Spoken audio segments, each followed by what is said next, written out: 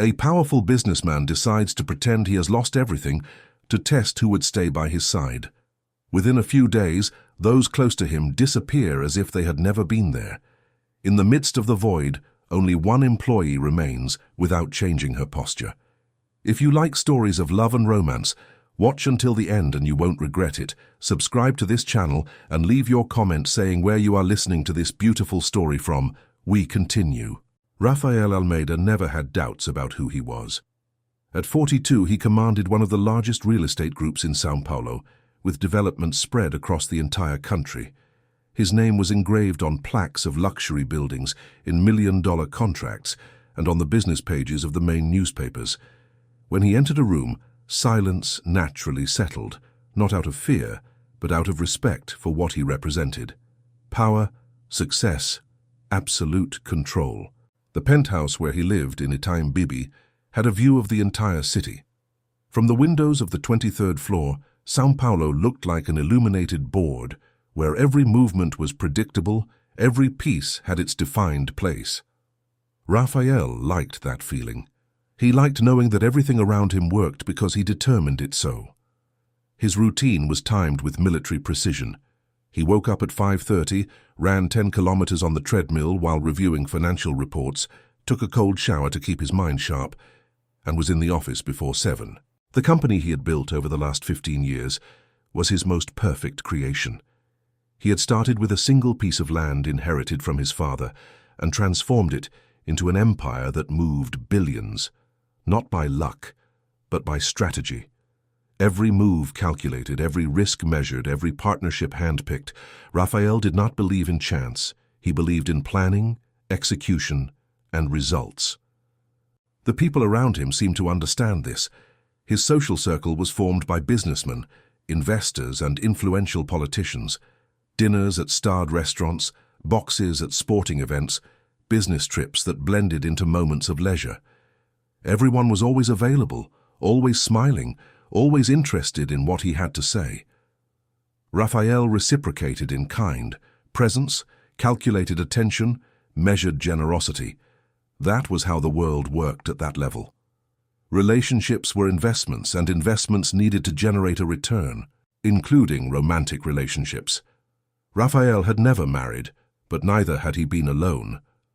For the past 3 years, he had maintained a relationship with Daniela Fonseca, a tax lawyer he had met at a business congress in Rio.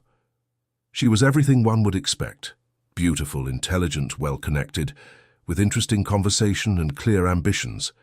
She accompanied him to important events, knew when to speak and when to just smile, and understood the rules of the social game they played. It was convenient, it was pleasant, it was sufficient, until it stopped being so. The discovery happened in a banal, almost pathetic way. Rafael had returned early from a trip to Brasilia, where he was to close a development contract for a commercial complex. The meeting had been cancelled at the last minute, and he decided to return to São Paulo that same night without telling anyone. He arrived at the penthouse around 11, tired, wanting only a shower and his own bed. Daniela was there. It wasn't uncommon. After all, she had the keys and frequently spent the nights there. What was uncommon was the man she was talking to on the balcony, drinking the 40-year-old Scotch whiskey that Rafael kept for special occasions. Hugo Tavares, a partner in a financial consultancy that provided services to Rafael's company, young, ambitious, always far too solicitous. Rafael did not make a scene. He stayed in the hallway just watching through the half-open bedroom door, listening. When he finally signs the power of attorney, you will have complete access to the funds, Hugo said, gesturing with the glass in his hand. It's just a matter of time. You have a knack for these things, Danny. He trusts you. He trusts me because I know exactly what to do, Daniela replied, with a coldness Rafael had never heard in her voice. 3 years cultivating this, 3 years enduring endless dinners with old businessmen, faking interest in conversations about the real estate market. But it will be worth it. The power of attorney his lawyer is preparing gives me room for movements, small but consistent, enough. And if he suspects? He won't. Rafael is brilliant at business, but in relationships he is pathetic. He thinks people are by his side because he is special, when in fact they are there for what he has: I am no different, Hugo, and neither are you. Raphael retreated silently, went back to the elevator and down to the garage. He sat inside the car, hands on the steering wheel, without starting the engine. The anger he expected to feel did not come. In its place, an even greater coldness, an uncomfortable clarity. Daniela was right about herself, about Hugo, about so many others. But was she right about him? He spent the night in a hotel without sleeping. Not out of pain, but out of restlessness. For the first time in years, Raphael asked himself a question he had never considered important. How many of the people around him actually cared about him? Not about Rafael Almeida, the businessman, but about the man behind the name, the money, the power. The next morning he was in the office before everyone else. He sent a short message to Daniela, ending the relationship. No explanations, no drama. She responded with artificial surprise, trying to call, but he blocked the number. Simple as that. After all, it wasn't the betrayal itself that bothered him. It was the realization that he himself had never cared deeply for her. She was a piece on the board, just as he was a piece on hers. But the restlessness remained. In the following days, Raphael began to observe everything with different eyes. The people in the office, always solicitous, always with ready smiles. The partners who called frequently, wanting to have lunch, wanting to talk. The friends who showed up for drinks, always with some investment suggestion, always with some unmissable opportunity. Would any of them be there if everything collapsed? The question settled like a thorn. Raphael tried to ignore it, diving into work, but it returned in moments of silence, in the early hours of the morning, in the intervals between meetings. He realized he didn't know the answer, and that bothered him deeply, because Rafael Almeida had always known everything. It was on one of those sleepless nights that the idea arose. Radical, absurd, risky, but the more he thought about it, the more it made sense. If he wanted to know who was truly by his side, he needed to remove the only variable that mattered, the power, the money, the position. He needed to simulate a collapse. The following Monday, he summoned Marcelo Durez, his personal lawyer for over a decade. Marcelo was discreet, competent, and above all, understood the importance of secrecy. In his office, away from the eyes of the company, Raphael laid out the plan. "I want it to look real," he said, looking out the window of the 10th floor, seeing the busy Paulista Avenue below. "I want everyone to believe I've lost everything, complete bankruptcy, corporate collapse, but in practice, my assets must be protected, untouchable." Marcelo stared at him with an expression between surprise and concern. "Raphael, this is complex and dangerous. If it leaks that it's a simulation, you destroy your reputation for real. That's why I'm asking you. I need it to be hermetic. Transfers to offshores, trusts, blind funds, all legal, all documented, but invisible. I want the narrative to be, Rafael Almeida is broke. I can do that, but why?" Raphael was silent for a long moment. "Because I need to know who stays when there is nothing left to gain." Marcelo nodded slowly. It was an unusual request, but he wasn't paid to question. He was paid to execute. "It will take a few weeks to structure everything properly, and it will be expensive. Money is not a problem, neither is time. Do it right." In the following weeks, Raphael continued his routine normally, but observing everything with redoubled attention. Every interaction, every conversation, every gesture. Mentally preparing himself for what was to come.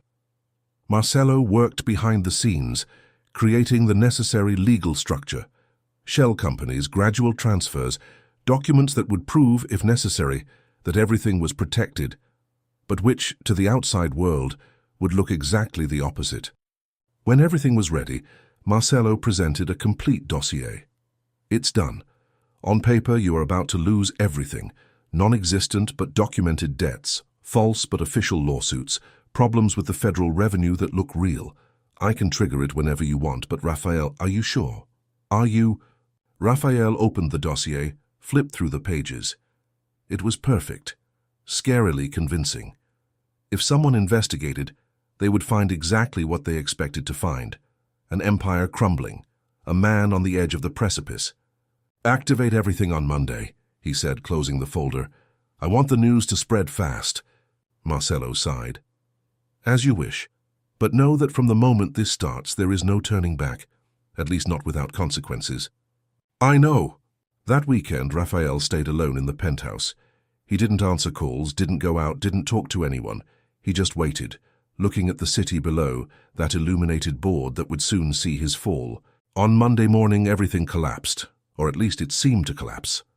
The news spread through the internet, through newsrooms, through financial market WhatsApp groups. Rafael Almeida, the king of the São Paulo real estate market, was bankrupt. $1 million lawsuits, unpayable debts, tax investigations, all coming to light at once. Specialized websites published articles with sensationalist headlines. Social networks buzzed with speculation. Rafael arrived at the office that morning as he always did, at the same time with the same posture. But the atmosphere was completely different. Furtive glances, whispers that ceased when he passed, a palpable tension in the air. He said nothing. He just went to his office, closed the door and waited. It didn't take long. Before noon, 3 partners requested an urgent meeting. They came with serious expressions, with folders full of documents, with prepared speeches about fiduciary responsibility and investment protection. They wanted to distance themselves from the company. They wanted guarantees. They wanted to know what was happening. Raphael listened to them in silence, then simply said he would understand if they wanted to leave. 2 left that same week. The third, the one who had always been closest, took a few more days but also departed. The employees began to act differently. Some resigned with elaborate justifications. Others simply stopped showing up. The messages of support that Raphael expected never arrived. In their place, silence. A deafening silence that said more than 1,000 words. Within 2 weeks, the company that had 200 employees was reduced to fewer than 20. And of those 20, most had stayed only because they had contracts that prevented immediate departure, or because they had not yet found another position. Raphael observed everything with a mixture of fascination and repulsion. It was exactly what he expected, but seeing it happen was different from imagining it. The people who swore loyalty, who said they admired him, who spoke of long-term partnership, they all disappeared like smoke. All except one. Marina Costa continued arriving at 8 o'clock sharp, as she had always done for the last 6 years. She continued organizing his schedule, answering emails, preparing reports. Her desk, right in front of his office door, remained impeccable. Pens aligned, documents in order, coffee always fresh. At first, Raphael barely noticed. He was too busy observing who was leaving to pay attention to who was staying, but as the office emptied, as the silence became the new normal, her presence became impossible to ignore. Marina was never the type to draw attention. She was 28 years old, discreet to the point of being almost invisible. She wore simple clothes, always in neutral tones, kept her hair tied in a low bun, and spoke only what was necessary. In the 6 years she worked as Raphael's executive secretary, he barely knew anything about her beyond what was on her employee record. Competent, punctual, efficient. That was all that mattered. Or it was all he thought mattered. Now, with the office practically empty, with only a few rooms still occupied, the routine had changed. There were no longer dozens of people circulating, sequential meetings, phones ringing incessantly. There was silence. And in that silence, Raphael began to notice. He noticed that Marina arrived by bus because he saw her get off at the stop in front of the building every morning. He noticed that she brought a lunchbox from home, ate lunch in the pantry in 15 minutes, and went back to work. He noticed that she never complained, never questioned, never showed curiosity about the company's situation.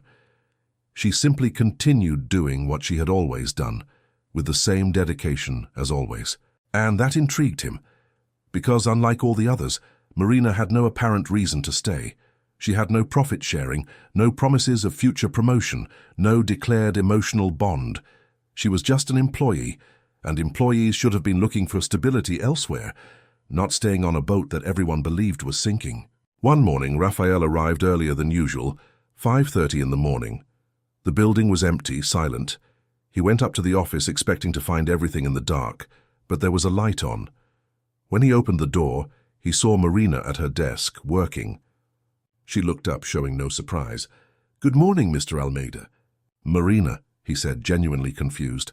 "It's 5:30 in the morning. What are you doing here?"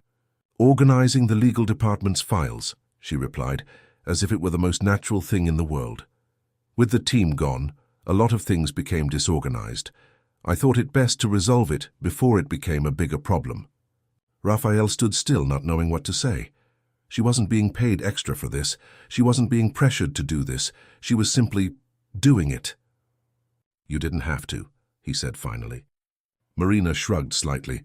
"It needed to be done, and I was available." He entered his room, left his folder on the desk, but couldn't concentrate. He kept looking through the glass door, watching Marina work. Precise movements, absolute focus. No rush, but no wasting time. There was something almost meditative in the way she executed each task. For the first time in weeks, Raphael felt something different. It wasn't relief, it wasn't exactly gratitude. It was curiosity. Who was this woman who stayed when everyone else had gone? What motivated her? Why did she stay? And more importantly, why had he never asked himself these questions before? The following days brought revelations that Raphael had never expected. The social collapse continued, but now he observed everything with attention to previously irrelevant details. Commercial partners stopped calling. Invitations ceased. His phone, which used to be constantly ringing, stayed silent for hours. Raphael even checked if it was working, so great was the contrast. One episode stood out. He went to a restaurant where he ate regularly, a discreet place in Jardim Europa. The maitre d', who always greeted him effusively, barely held his gaze. He informed him that there were no tables available. Raphael saw 4 empty tables. He understood. He left without saying anything, but for the first time he felt the bitter taste of social rejection. In the company, the emptying continued. More employees left. Some didn't even ask for termination. They simply stopped showing up. The finance department, which had 12 people, was reduced to 2. The legal department lost all its internal lawyers. Board meetings, which used to fill the room with executives vying for space, now happened with 3 or 4 people. Brief, technical discussions, void of the energy that used to fill that environment. And then there was Marina. She remained unshakable. Not just present, but actively involved in keeping the functional structure. With the legal department gone, she organized contracts. When the finance department was reduced, she began controlling basic payments. These weren't her duties, but someone needed to do them. Raphael observed her more and more.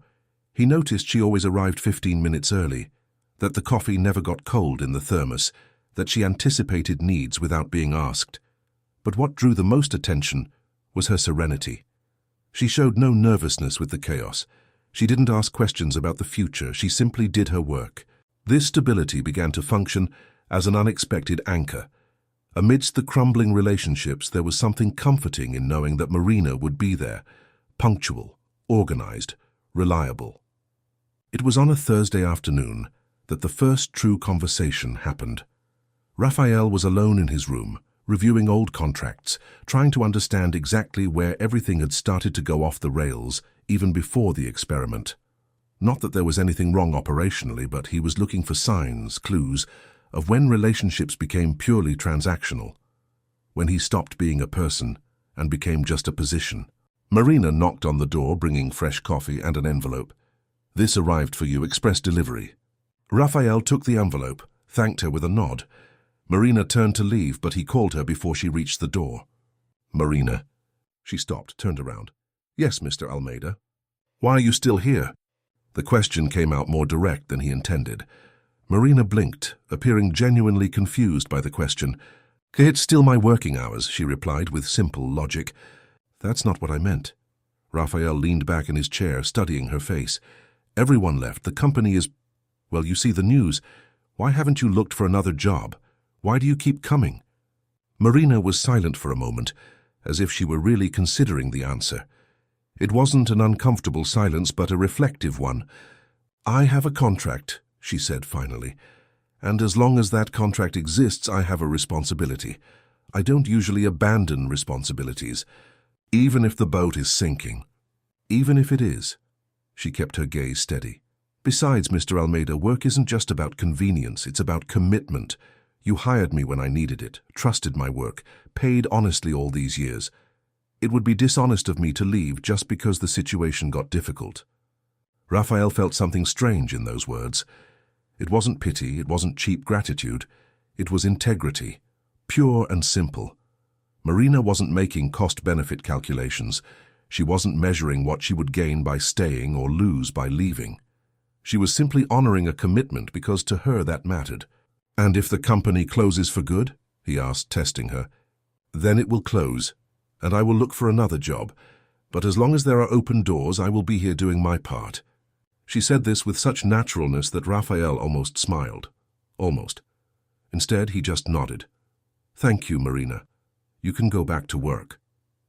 When she left, Raphael stared at the closed door for a long time. 6 years. 6 years working a few meters away from him, and this was the first time they had truly talked beyond functional instructions. How many other conversations like that had he missed? How many genuine people had he ignored while surrounding himself with eloquent opportunists? In the following days, Raphael began to pay more attention, not in an obvious way, but observing patterns, habits. He noticed that Marina always ate lunch alone, never participating in the little groups that used to form in the pantry. When suppliers or eventual visitors arrived, she treated them with professional politeness, but without the fawning others showed. She was courteous, but not servile. Competent, but not anxious to impress. One morning, Raphael arrived and found his room already tidied, but there was something different. A small plant in the corner of the shelf. He had never asked for a plant, never mentioned an interest in plants. He called Marina. "Where did this come from?" Marina looked at the plant as if it were obvious. "I thought it would help. The air gets very dry with the direct air conditioning. A plant improves humidity and, well, it's more pleasant than just concrete and glass." "I didn't ask for it." "I know, but it cost 12 Rs at the market. It didn't seem like something that needed executive authorization." There was an almost imperceptible tone of humor in her voice. Raphael didn't know how to respond. He stared at the plant, a small succulent in a simple ceramic pot. 12 reais. Marina had spent 12 reais of her own money to put a plant in his room, because she thought it would help.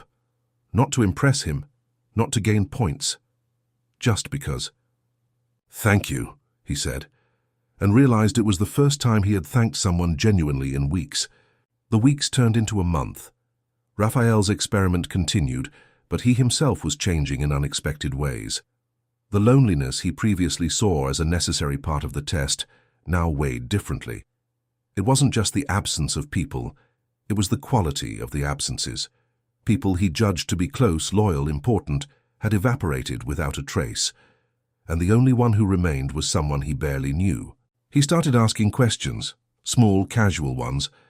During the breakfast preparation they now did in the empty office, while she organized documents in the rare moments of pause.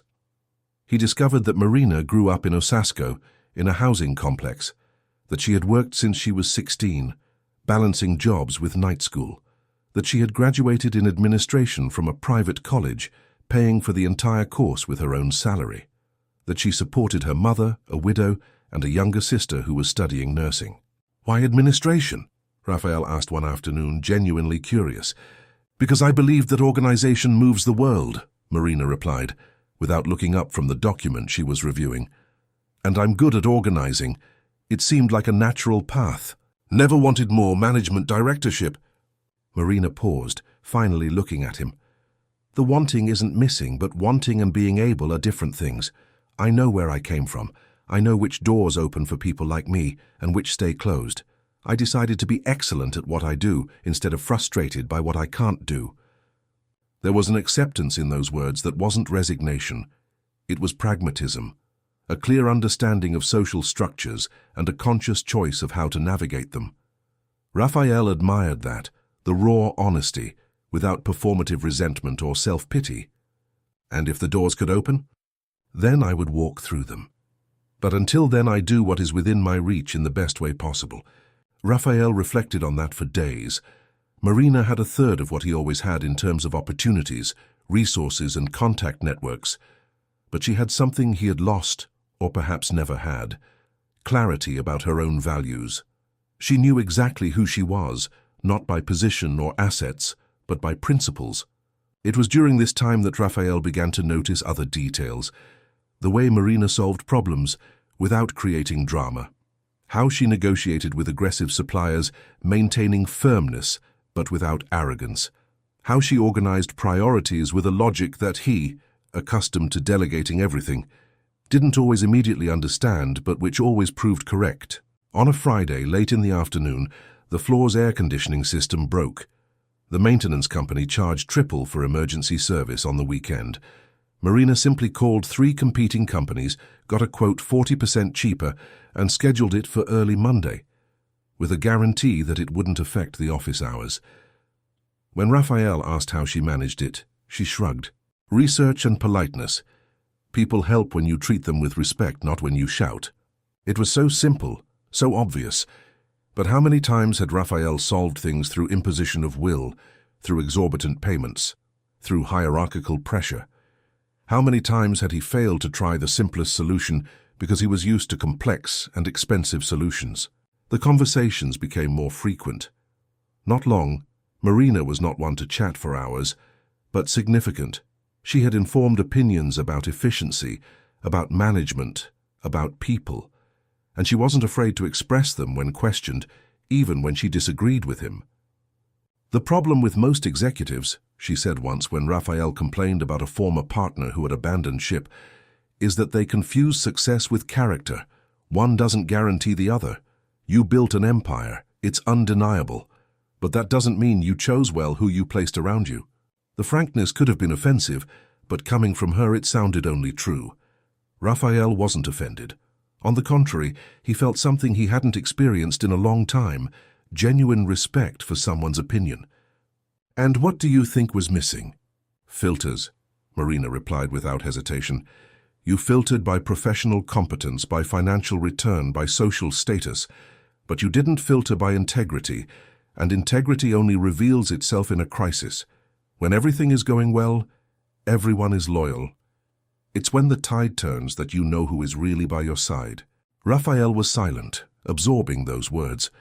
Marina had just summarized in 3 sentences the entire experiment he had devised, but in a way that he himself had not been able to articulate so clearly. That night, alone in the penthouse, Raphael looked at the illuminated city and realized something disturbing. In 6 weeks of supposed bankruptcy, he had learned more about people, about loyalty, about himself, than in years of unquestionable success. And the involuntary teacher of this lesson was a woman he had ignored for 6 years, who earned less in a year than he spent on a weekend trip, who came from a world completely opposite to his own, and who, without knowing it, was becoming the only real person in his life. The second month of the experiment brought a routine Raphael never imagined living. The office, once buzzing with activity, now had a nearly monastic quiet. The empty rooms echoed with footsteps. The phones rarely rang. The movement was limited to him, Marina, and half a dozen employees who still remained for contractual reasons, but who were clearly already mentally gone. It was in this stripped-down, almost minimalist atmosphere that Raphael began to see Marina, not just as a competent employee, but as a complete person. And the more he saw, the more he wanted to see. It all started subtly. Raphael began arriving earlier, not because he had important meetings, but because that was when Marina was alone in the office, organizing the day. He noticed she had a playlist that played softly while she worked. Bossa Nova, classic MPB. Nothing of what he would expect from someone her age. When he asked, she explained she grew up listening to her mother's records. "My mother was a domestic worker her whole life," Marina said with a naturalness Raphael admired. "She worked in a house in Pinheiros for a family that loved music. They let her take the records home when they got tired of them. That's how I got to know Elis Regina, Tom Jobim, Juan Gilberto. They were used records, some scratched, but to us they were treasures." Raphael imagined the scene. A girl in Osasco listening to Bossa Nova on scratched vinyl records, inherited from generous employers. It was a Brazil he only knew theoretically, through statistics and news, never through real proximity. "Does your mother still work?" "No. She had a stroke 3 years ago. She was left with sequelae, limited movement on her left side. She can't work anymore, so I support her and my younger sister. It must be difficult on a secretary's salary. Marina faced him with that direct look he was beginning to know. It is, but it's what I have. I learned to manage. No waste, no luxury, but with dignity. It's possible. There was a quiet pride in those words. Not the haughty pride of someone who overcame obstacles to show off, but the silent satisfaction of someone who does what needs to be done without complaining. Raphael caught himself thinking that he knew millionaire executives with much less dignity than that woman eating a lunchbox in the pantry. The days unfolded into deeper and deeper conversations. Raphael discovered that Marina woke up at 5 in the morning to prepare her sister's lunch before she left for her internship at the hospital, that she took 2 buses to get to work, an hour-and-a-half journey each way. That on Wednesday nights she took English classes at a community course because she believed languages opened doors. What level are you? Advanced. I can already read technical reports without difficulty. I need to improve my conversation, but it's moving along. Raphael leafed through some of the English reports he had on his desk. Want to test it? He held one out to her. Marina took the document, read it in silence for a few seconds, then translated it fluently, without stumbling, without doubts. Raphael was impressed. That was professional translation level, not community course level. You are wasted as a secretary, he said without thinking. Marina returned the report. Or I am exactly where I can be with the resources I have. Perspective, Mr. Almeida. Everything is a matter of perspective. But the way she said that, without bitterness, without resignation, just as a fact, made Raphael realize something. Marina didn't see herself as a victim. She saw herself as someone playing the game of life with the cards she was dealt, and playing well. This silent strength, this resilience without self-promotion, was something he rarely saw in his own circle, where everyone had so many resources, but complained incessantly about small inconveniences. It was on a rainy March afternoon that the dynamic between them changed more noticeably.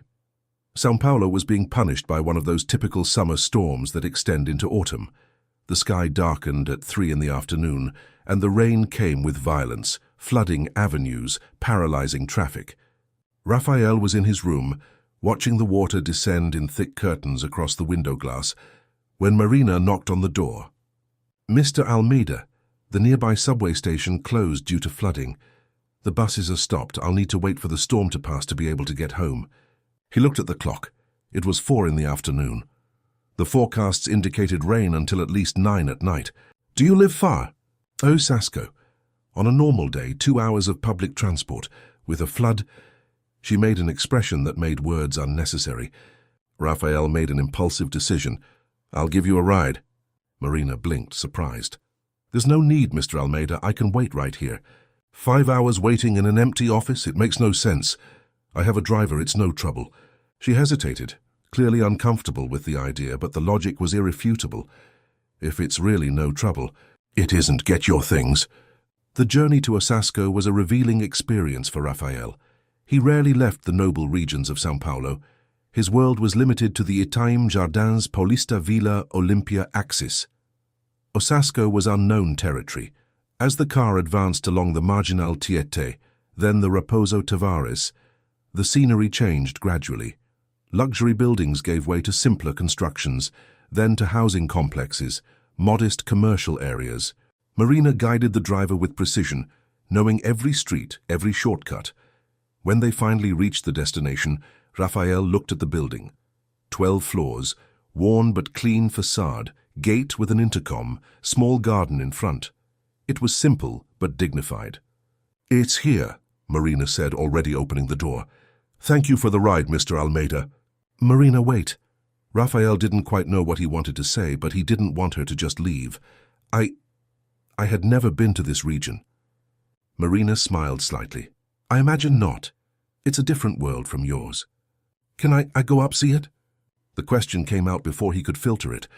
Marina faced him, surprised for the second time that afternoon. See my home. If you don't mind, I'm curious.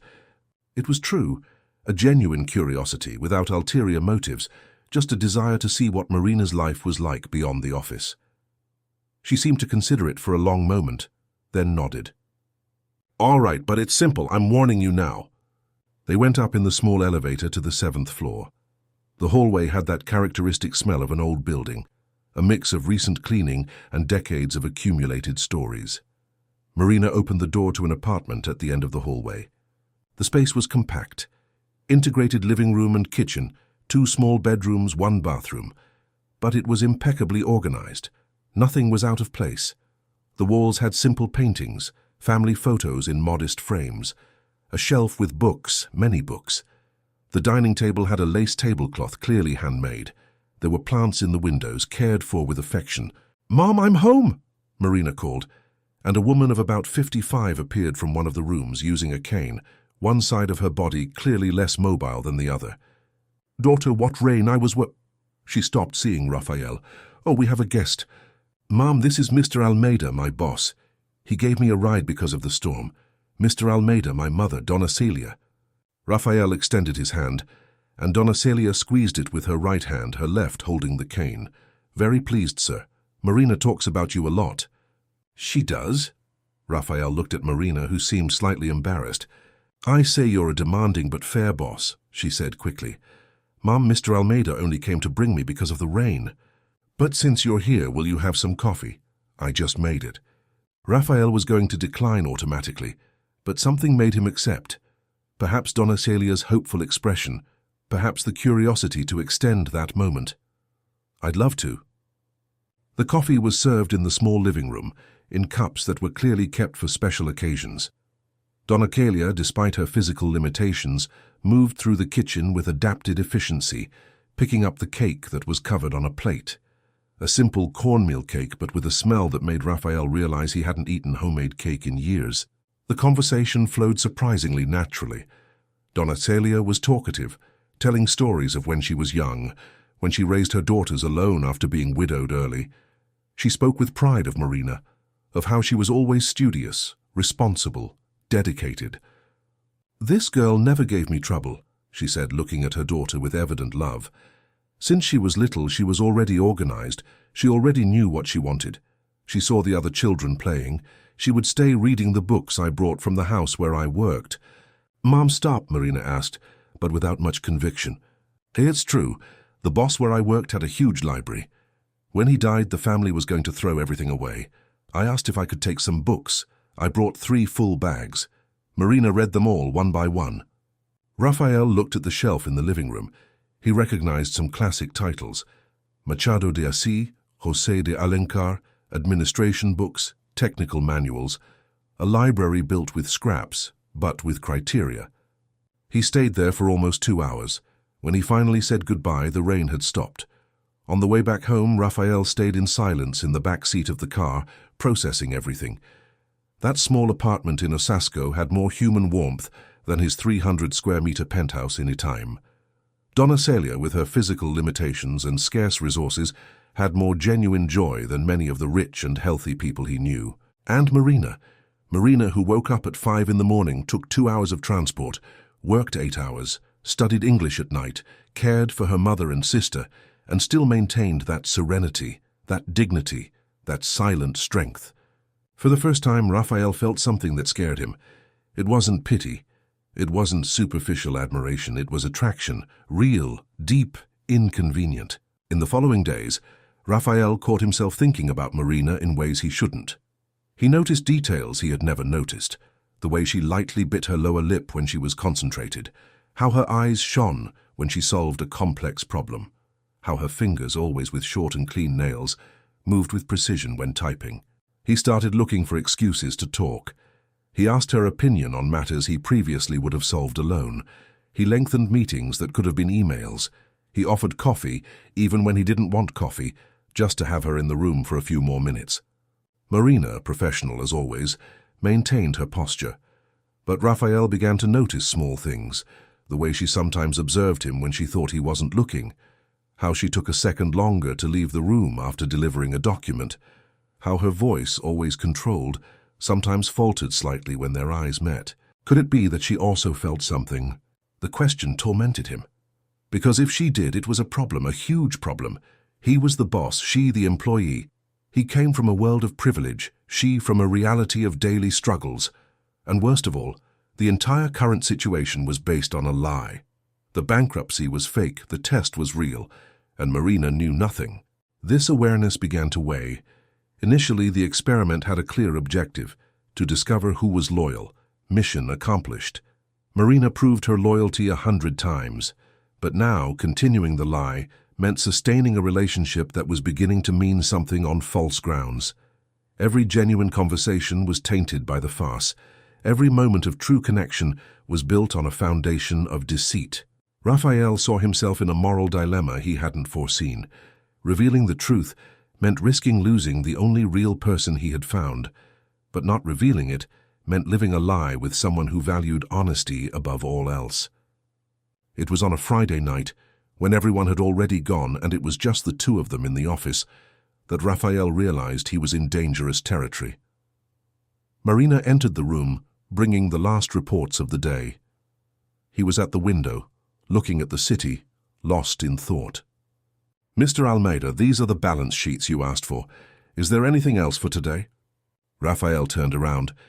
The late afternoon light entered through the window, illuminating her profile, hair still tied in the bun, upright posture, hands holding the papers.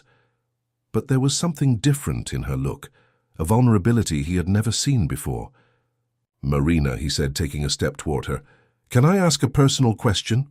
She hesitated but nodded. "You can. Are you happy?" The question caught her off guard. Marina blinked, processing. "Happy?" "Yes, with your life, with your choices. Are you happy?" She was silent for a long moment, and Raphael saw something rare. She was truly considering the answer, not giving an automatic one. "I am satisfied," she said finally. "I have purpose. I have people I love and who love me. I have dignity. It's not the life I dreamed of when I was a child, but it's a good life. So yes, I think I'm happy. In my way." "And what did you dream of when you were a child?" Marina smiled, a small but genuine smile. "Impossible things. Being an astronaut, traveling the world, having a big house with a garden. Childhood dreams that know no limits." "Why impossible?" "Because reality has limits. And that's okay. I learned that happiness isn't in having everything you want, but in valuing everything you have." Raphael felt something tighten in his chest. That woman with so little was wiser about happiness than he had ever been with so much. "And you?" she asked back, surprising him. "Are you happy?" The question completely disarmed him. No one asked him that, ever. It was assumed so, after all, he had everything. But was he? "I don't know," he admitted, with an honesty that surprised him. "I think I spent so much time building things that I forgot to ask if they made me happy." Marina looked at him with an expression he couldn't decipher. Understanding, pity, something more. "It's never too late to ask," she said softly. And at that moment, with the twilight light between them, Raphael knew for sure. He was in love, with that woman from opposite worlds, of solid values, of silent strength. And he was in serious trouble. The following weeks were simultaneously the best and the worst of Raphael's life. Best because each day brought new moments with Marina, conversations that revealed layers of depth he had never imagined. Worst because the weight of the lie grew with every genuine interaction. The office had become a strange and intimate space. With fewer than 10 employees remaining, all concentrated on their own tasks or already mentally disconnected, Raphael and Marina existed in a peculiar bubble. She continued to be professional, maintaining appropriate boundaries, but there was a subtle change in the dynamics. The conversations were longer, the silences more comfortable, the looks more lingering. Raphael began to share things he had never shared with anyone. About how he lost his father at 23, at the height of a fight over the management of the inherited company. How they never had a chance to reconcile. About the pressure of transforming a modest business into an empire, not so much for the desire for wealth, but for the fear of failing, of proving that those who doubted were right. "My father thought I was too impulsive, irresponsible," he told her one afternoon as they had coffee in the empty meeting room. "Our last conversation was an argument about an investment I wanted to make. He called it madness. I called him a coward. 3 days later, a heart attack, and that investment he called madness was what multiplied the assets tenfold."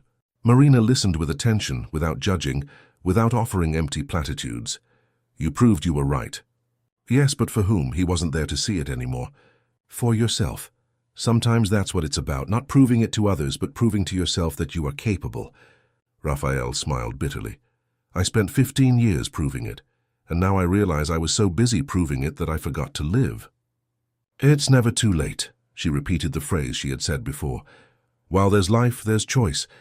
But Raphael knew his choices were contaminated, because everything he built with Marina was based on a false premise. She thought he was bankrupt, that she had stayed by the side of a man who had lost everything. But the truth was that he was testing her, manipulating the situation to measure loyalty. And the more she demonstrated authentic loyalty, the dirtier he felt. The internal conflict began to affect his sleep. Raphael spent nights awake, staring at the ceiling, debating with himself, to reveal or not to reveal, to risk losing everything for honesty or to keep up the farce for safety. It was Marcelo, the lawyer, who forced the issue. He called on a Monday morning, voice tense. Raphael, we need to talk personally today. They met in a discreet cafe in Jardim Europa, far from known eyes. Marcelo was visibly concerned. There are rumors, he said bluntly. People investigating deeply, journalists mainly.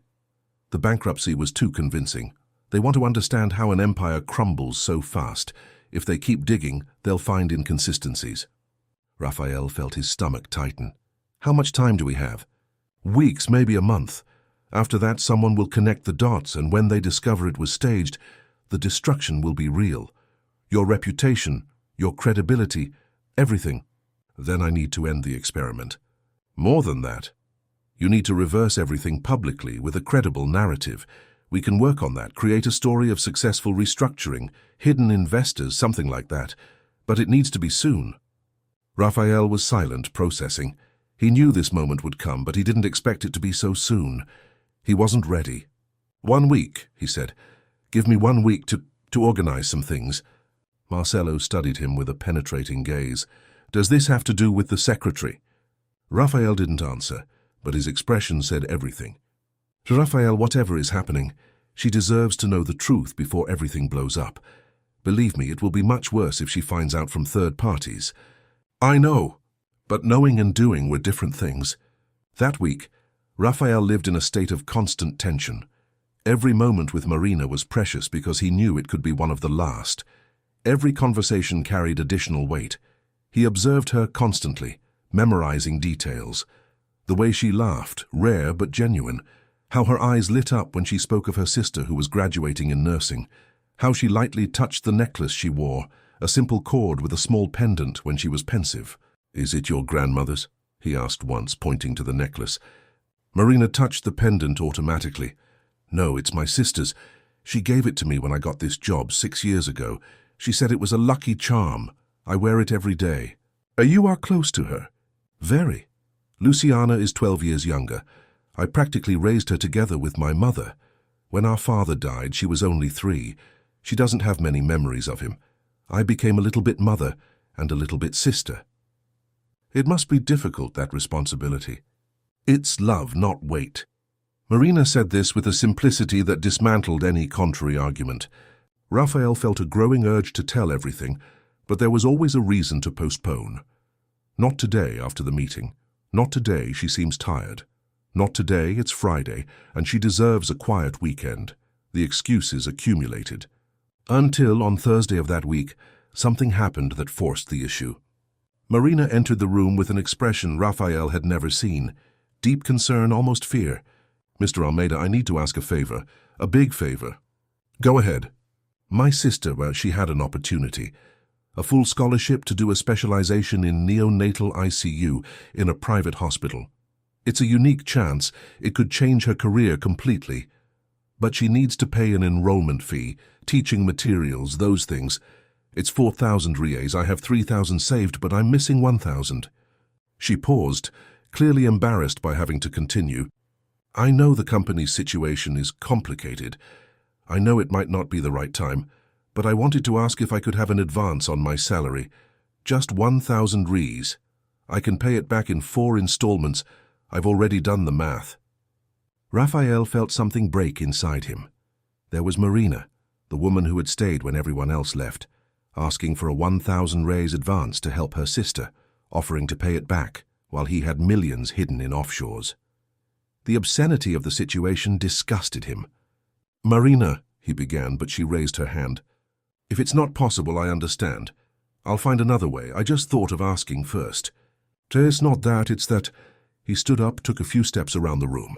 1,000 raise, you are asking for 1,000 raise. I know it's a lot considering the situation, but— "Stop." Raphael turned to her. "It's not a lot, it's almost nothing. And you are offering to pay back something that is less than... He couldn't finish the sentence without revealing everything. Marina looked at him confused. "Mr. Almeida, is everything all right?" No, it wasn't all right. Nothing was all right. He was there, having the most upright woman he knew asking to borrow 1,000 reais, humbling herself because she thought he was broke, when in fact he had enough resources to pay for her sister's entire college without even feeling it in his pocket. And suddenly the decision made itself. "Marina, sit down, please." She sat, still confused by his reaction. Raphael pulled up a chair, sat in front of her, closer than he had ever been. "I'm going to give you the money. No need to pay it back, but before that I need to tell you something. Something important." "Mr. Almeida." "Raphael, call me Raphael, and listen to me until the end before saying anything." Marina nodded slowly, eyes wide. Raphael took a deep breath. It was now, there was no going back. "The bankruptcy is fake." The words came out simple, direct, brutal. Marina blinked, processing. "What?" "The company is not bankrupt, it never was. I staged everything. With help from my lawyer, we created a false situation to test the people around me." The silence that followed was dense, almost solid. Raphael saw Marina processing, the confusion giving way to understanding, the understanding giving way to something that looked like anger. "They also faked it." Her voice came out low, far too controlled. "Yes, I discovered I was being manipulated by someone close because of my money. I wanted to know who else was around me for interest. So I created this situation to separate who was loyal from who was opportunistic. And Marina stood up abruptly. "I was part of your experiment? It wasn't about you specifically. It was about everyone. But I was there. I was evaluated without knowing, tested without consent, observed like a lab rat." The anger in her voice was icy, controlled, but absolutely real. Raphael stood up as well. "You're right, it was wrong. But you need to understand, I needed to know who was trustworthy." Marina laughed, a sound without humor. "And how can you know if people are trustworthy when you yourself are incapable of trusting? When you need tests and games and manipulation?" "Marina, please." 6 years. 6 years working for you, being professional, being honest. And all I deserved was to be treated as a piece in a game I didn't even know I was playing. "It's not like that. You proved—" "I didn't prove anything." Her voice rose for the first time. "I was just who I always was. I didn't change because the situation changed. That's not tested loyalty, it's simply character. And you turned my character into a test." Raphael felt the ground slipping from beneath his feet. Every word from Marina was a knife, precise because it was true. "I'm sorry, please, I'm sorry. It was wrong, it was manipulative, it was disrespectful. But you need to know that what I feel now is real." Marina froze. "What you feel?" "For you. What I feel for you. In these last months, getting to know who you really are, seeing your strength, your integrity. I fell in love with you, Marina." He expected the declaration to change something, to touch something in her. But Marina stared at him with an expression of absolute disbelief. "You fell in love with me, or with the version of me that fits your narrative. The loyal secretary who stayed when everyone left. The poor but dignified girl. Is this also part of the experiment? Testing if the humble employee will yield to the rich boss?" "No, it's nothing like that." "Then what is it, Raphael?" She used his name for the first time, but it sounded like an accusation. "How can I know what is real and what is a test? How can I trust anything you say when everything so far has been a lie?" Raphael had no answer, because she was absolutely right. He had destroyed any foundation of trust before even beginning to build anything. Marina grabbed her purse, started gathering her personal things from the desk. "What are you doing?" "Resigning, effective immediately." "Marina, no, please, we can talk about this." "There is nothing to talk about." She faced him, and Raphael saw held-back tears in her eyes, not of sadness but of anger and disappointment. You turned me into an object of study. You measured my value on your secret scales. And now you want me to stay, to accept this, to thank you for the revelation. I don't want you to thank me. I just want a chance to explain, to make amends. Make amends how? With money? With a better position? Is that how it works in your world? Hurt people and then throw money on top until they stop complaining. It's not about money, but it is about power. It always was. Marina closed her purse, looked around the room one last time. You had power over the situation, over the narrative, over everything, and you used that power to manipulate. You may have discovered who was loyal, Raphael, but you lost the only person who truly was. She left the room without looking back. Raphael stood still, her words echoing in the silence. He wanted to run after her, wanted to explain better, wanted to do something to change that. But he knew that anything he did now would be more manipulation, more use of power to influence the result. So he stayed there in the empty room, listening to the sound of the elevator taking Marina away. And for the first time in months, Raphael felt truly bankrupt, not financially, but emotionally, morally, because he had lost the only thing of real value he had found in years. The 3 days following Marina's departure were the worst of Raphael's life. Not because of the loneliness in the office, he already knew that, but because of her specific absence. The empty chair in front of his room screamed louder than any accusation. The coffee that no one else prepared like her, the disorganized documents because no one else had the same precise filing system, small reminders of a presence he had only learned to value when it disappeared. He tried calling. 3 times on the first day. Marina didn't answer, didn't return. He sent messages that went unanswered. He thought about going to her house in Osasco, but recognized it would be an invasion. Another use of power that she had already made clear was the central problem. Marcelo showed up on Wednesday morning, folder under his arm, serious expression. We need to act. Now. A newspaper is publishing a story tomorrow questioning the inconsistencies of your bankruptcy. I have contacts there. I managed to hold it for 24 hours, but that's all we have. Raphael looked out the window, seeing São Paulo below, indifferent to the personal dramas of its inhabitants. Do what you have to do. It's not just doing it. I need you to approve the narrative. We're going to say it was a profound restructuring, that you used offshore vehicles to protect assets while renegotiating debts, an aggressive but legal strategy. Foreign investors came in with new capital. The company is not only recovered but strengthened. And everyone will believe it just like that suddenly. With the documentation I've prepared, yes. I have real investment contracts, bank transfers that support the story. In technical terms, it's solid. The question is, are you ready for everyone who abandoned you to try to come back? Raphael thought about the last few weeks, how people disappeared without looking back, how the partners who swore loyalty asked to leave, how partners of years cut off contact as if he were radioactive.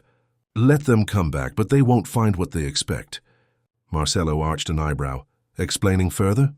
You will reverse everything publicly, but first prepare documents for a complete restructuring of the company.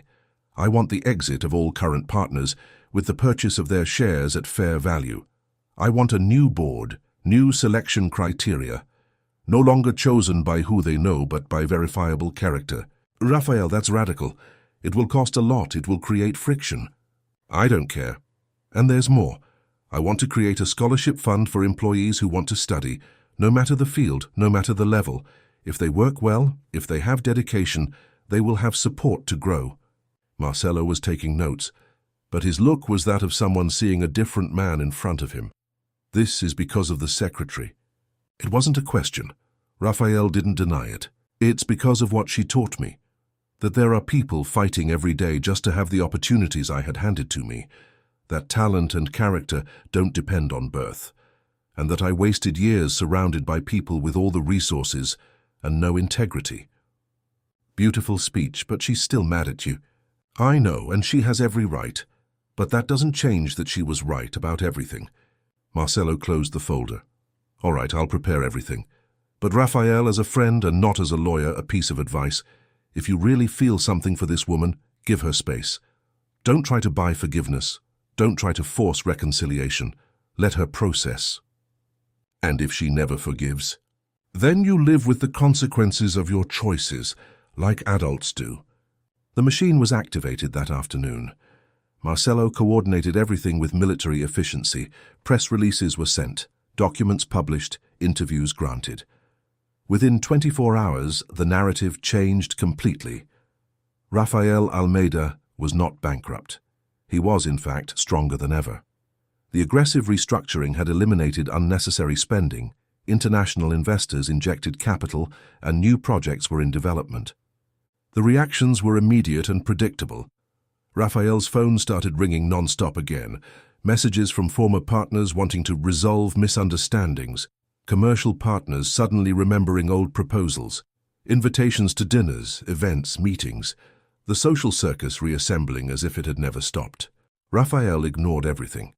He instructed his new temporary assistant, a 50-year-old lady Marcelo recommended, to refuse all non-essential contacts. The people who abandoned him would not have a second chance, at least not without first proving they had changed. One of the first to show up in person was Gustavo Amaral, one of the partners who had left at the start of the collapse. He arrived unannounced, suit impeccable, smile rehearsed. "Rafael, what a turnaround, huh? I knew you had something up your sleeve, I always knew. I want to talk about resuming my position in the company. I think together we can—" "No." Rafael didn't even look up from the papers on the desk. "What do you mean, no?"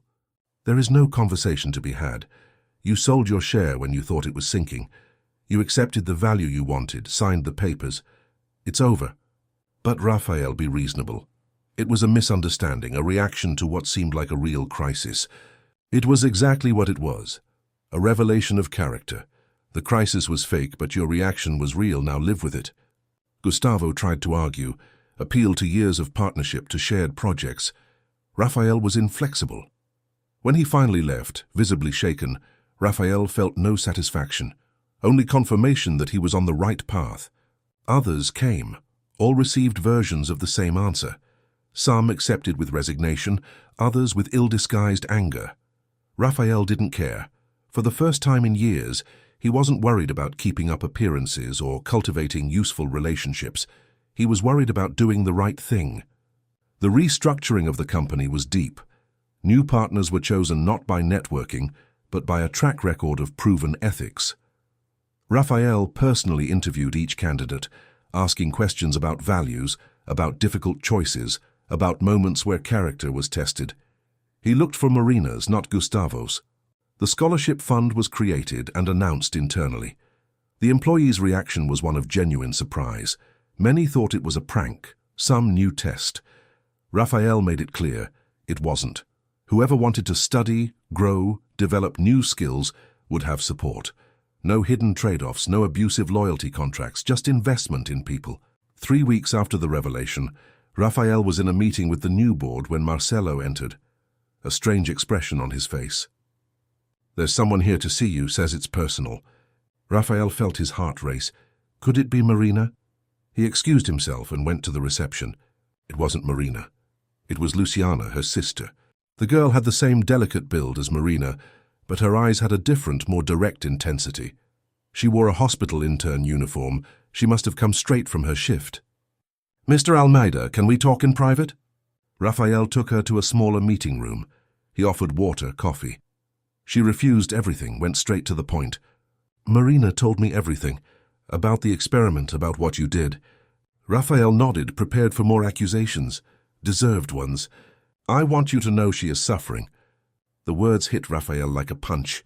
"Is she all right? Did she find another job?" "Not yet. She's looking, but it's not easy. And it's not just that. She's different, more closed off. She cries when she thinks no one is looking." Luciana stared at him with eyes that accused. "My sister never cries. Not when our father died. Not when my mother had the stroke. She's too strong for that. But you managed to break that strength." Rafael closed his eyes, the pain of guilt physical. "It wasn't my intention." "Intention doesn't matter. Result matters. And the result is that you hurt the most upright person I know." "Why are you telling me this? Don't you think I already know?" Luciana was silent for a moment. When she spoke again, her voice was softer.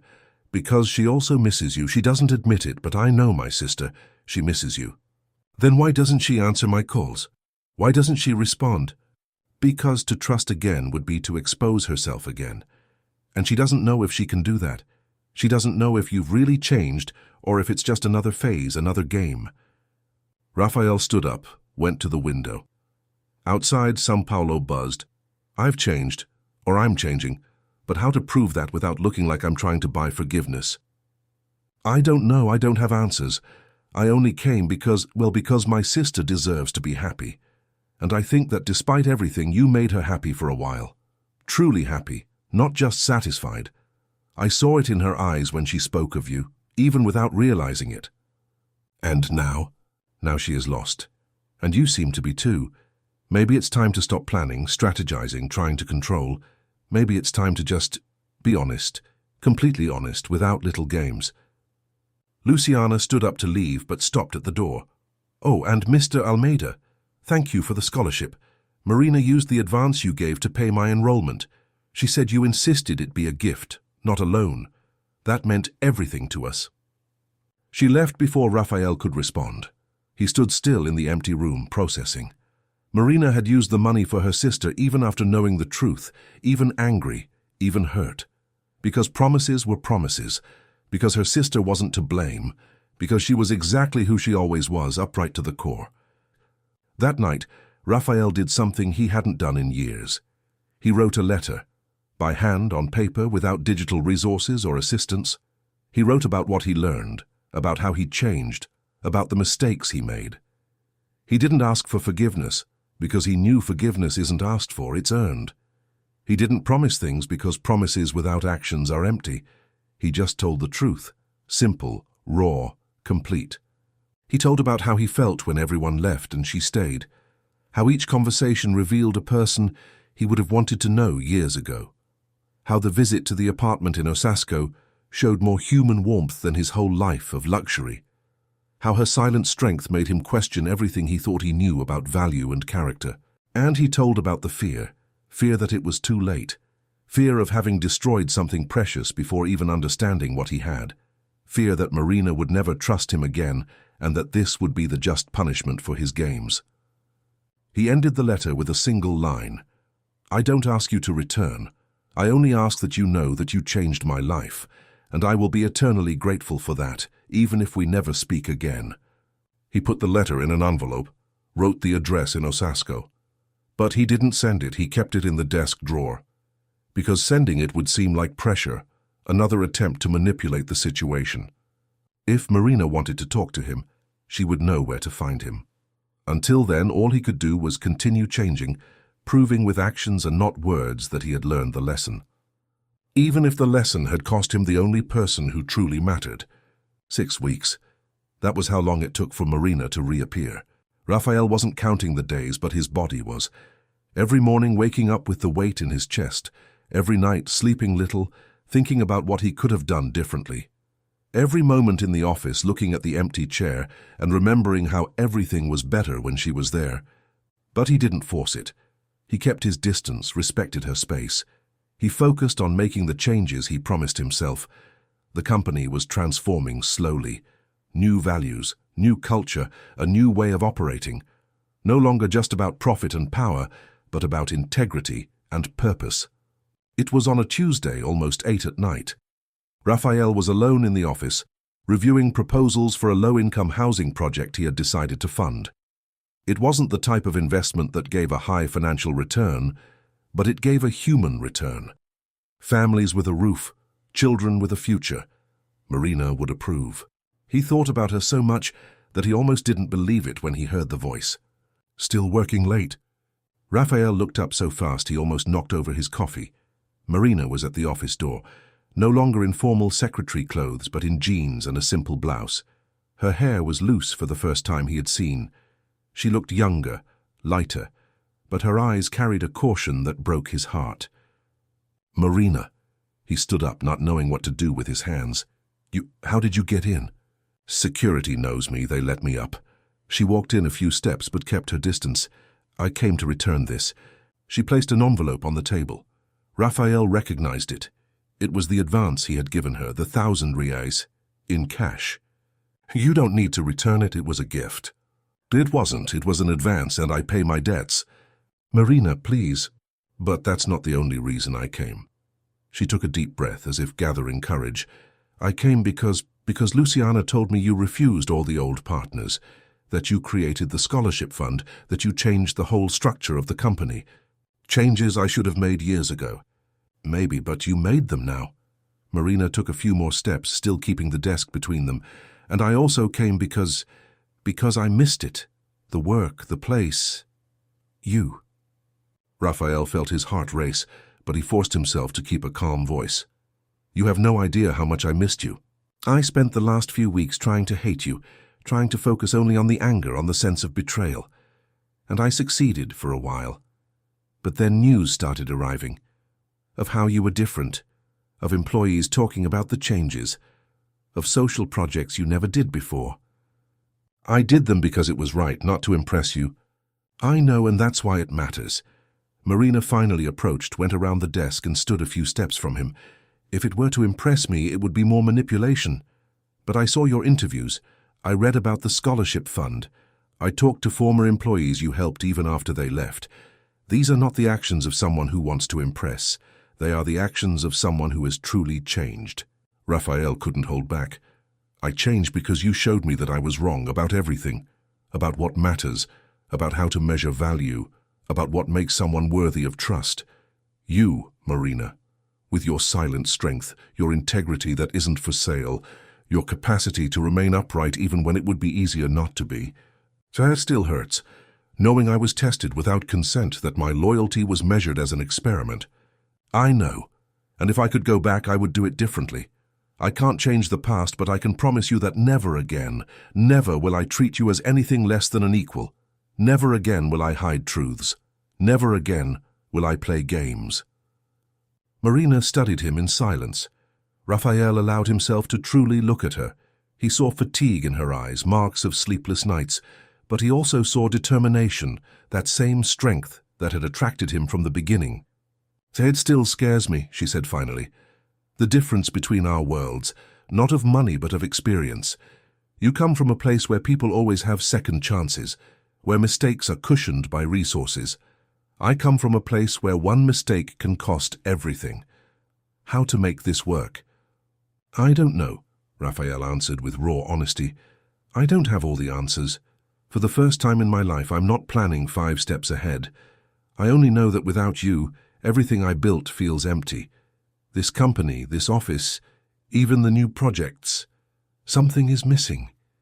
You are missing. I'm not necessary for your projects. No, but you are necessary for me, for who I want to be. You make me want to be better, not out of obligation, not for image, but because I see in you everything I always should have valued. Marina closed her eyes for a moment. When she opened them, there were tears, but also something like peace. I miss you too, she admitted, voice low.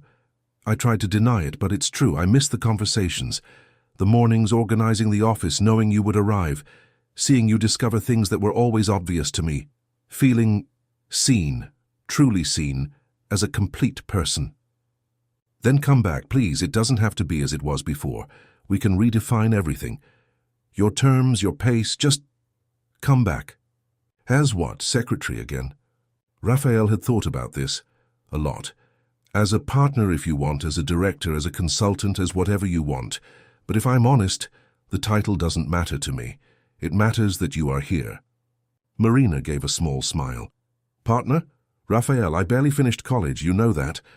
And I inherited a company, and almost destroyed everything out of arrogance.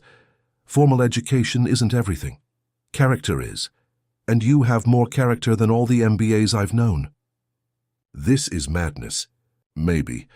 But I learned that the best decisions of my life were the ones that seemed like madness at the beginning. Marina was silent, processing.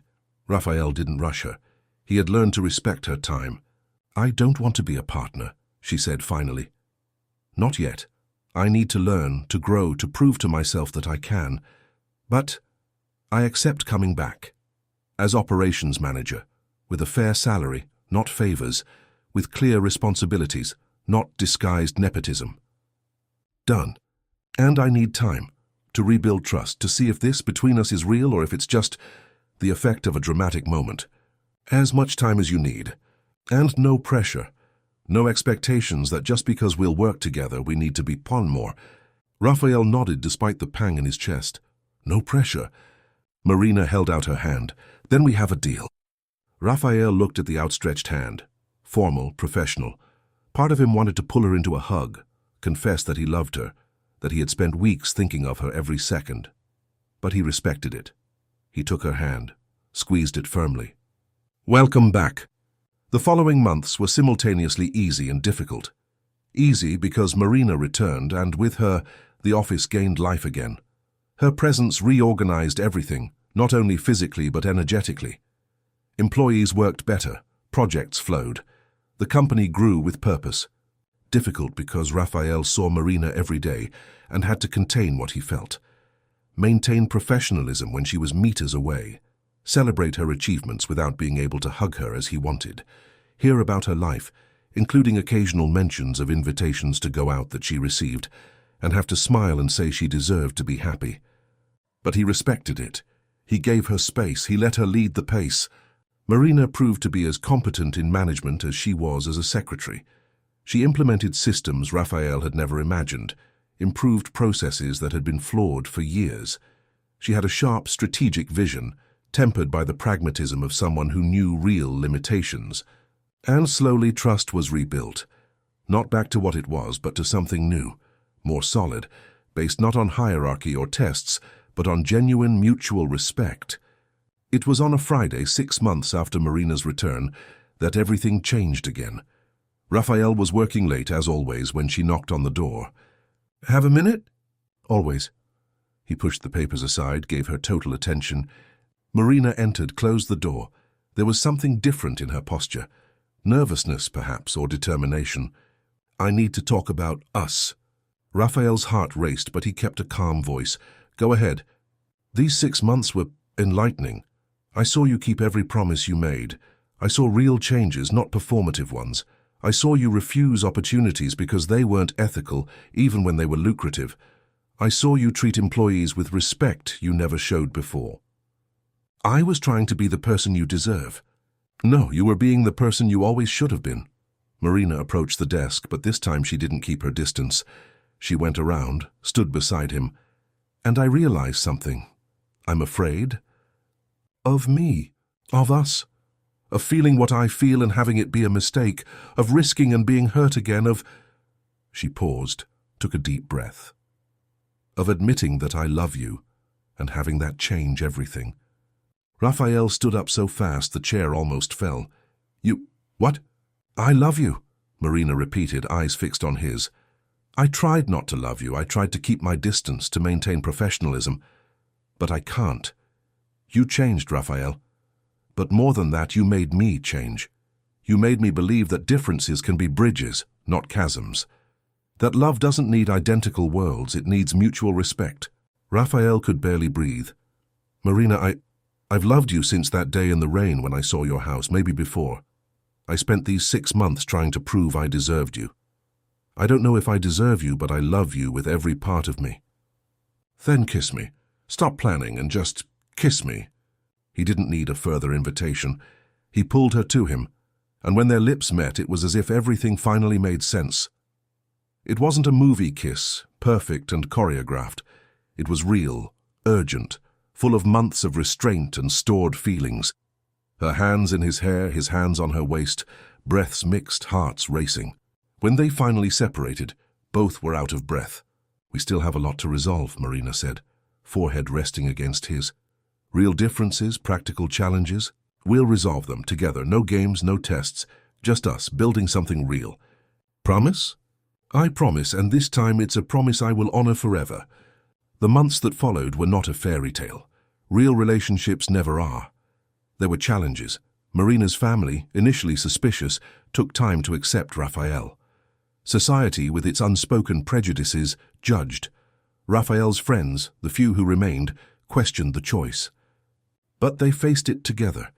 Raphael learned to navigate Marina's world, attending barbecues in Osasco, meeting neighbors, understanding that the wealth of human connections was not measured in money. Marina learned to navigate his world, social events and business meetings, bringing authenticity to environments that rarely saw it. Together they transformed the company into a model of ethics and purpose.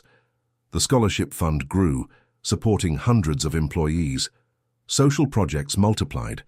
Profitability did not decrease. On the contrary, it improved, because companies with purpose attract people of purpose. 2 years later, in a simple ceremony in Osasco, with only family and real friends, Rafael and Marina were married. There was no exaggerated luxury, but there was love. Donna Celia cried, Luciana was the maid of honor, and Rafael finally understood what it was to be truly rich.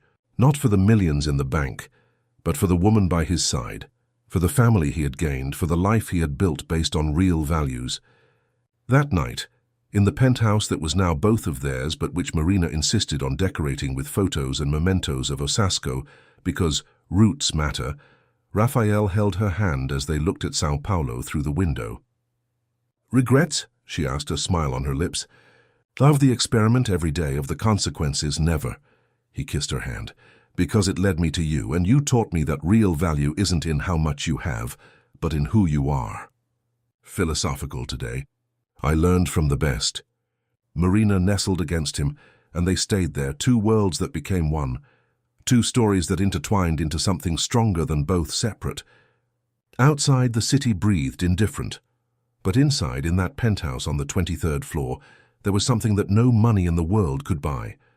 True love, built not on tests or games or manipulation, but on respect, growth, and the courage of two hearts from different worlds, deciding that love was greater than any difference. And living happily ever after wasn't a fairy tale.